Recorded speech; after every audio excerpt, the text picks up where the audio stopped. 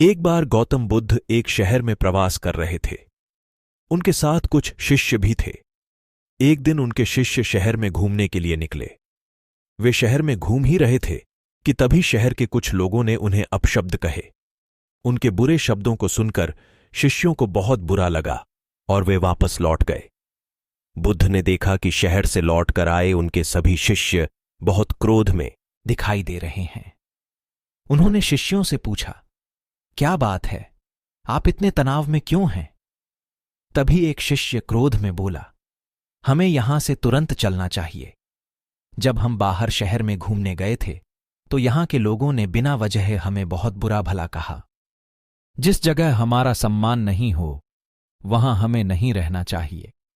बुद्ध ने कहा, क्या किसी और जगह तुम अच्छे व्यवहार की अपेक्षा रखते हो?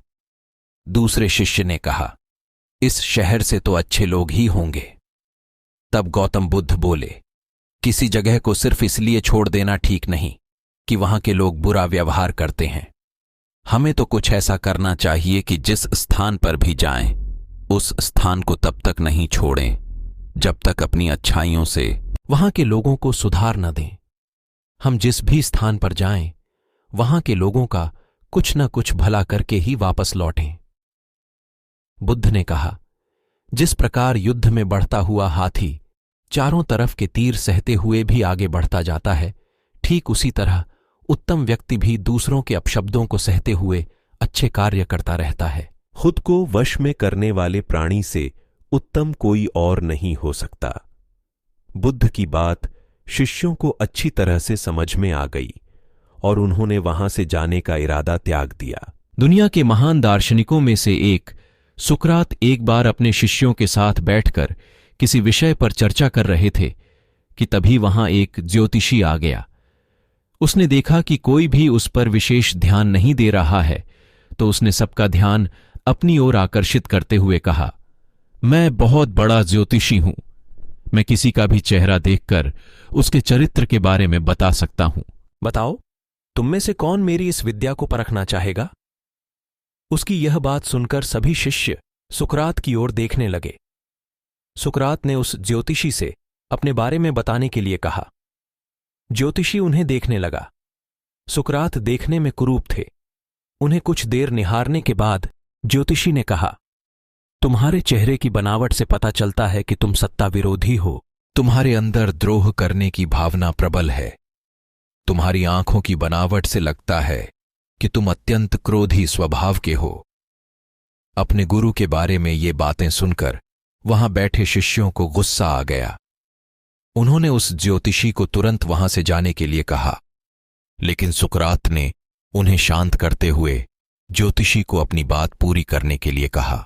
ज्योतिषी ने अपनी बात को जारी रखते हुए कहा, तुम्हारे बेडौल सिर और माथे से पता चलता है कि तुम लालची हो। तुम्हारी ठुड्डी की बनावट तुम्हारे सन की होने की तरफ इशारा करती है। ज्योतिषी की ये बातें सुनकर शिष्य और भी क्रोधित हो गए, लेकिन सुकरात गुस्सा होने की बजाय मुस्कुरा रहे थे।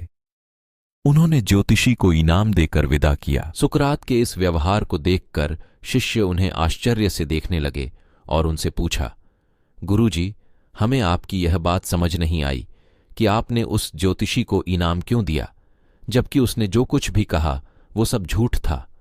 सुकरात बोले, नहीं शिष्यों, ज्योतिषी ने मेरे बारे में जो कुछ भी कहा है वे सब सच है।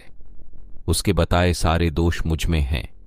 मुझ में लालच है, क्रोध है।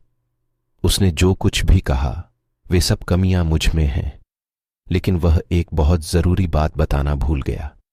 वह मेरे अंदर के विवेक को नहीं आंक पाया, जिसके बल पर मैं इन सारी बुराइयों को अपने वश में किए रहता हूं। बस वह यही चूक गया। वह मेरे बुद्धि के बल को नहीं समझ पाया। ऐसी ही और वीडियोस देखने के लिए हमारे चैनल को सब्सक्राइब करें और वीडियो अच्छा लगा है तो अपने दोस्तों के साथ शेयर जरूर कर दें। पूरा वीडियो देखने के लिए आपका बहुत बहुत धन्यवाद। मिलते हैं अगले वीडियो में।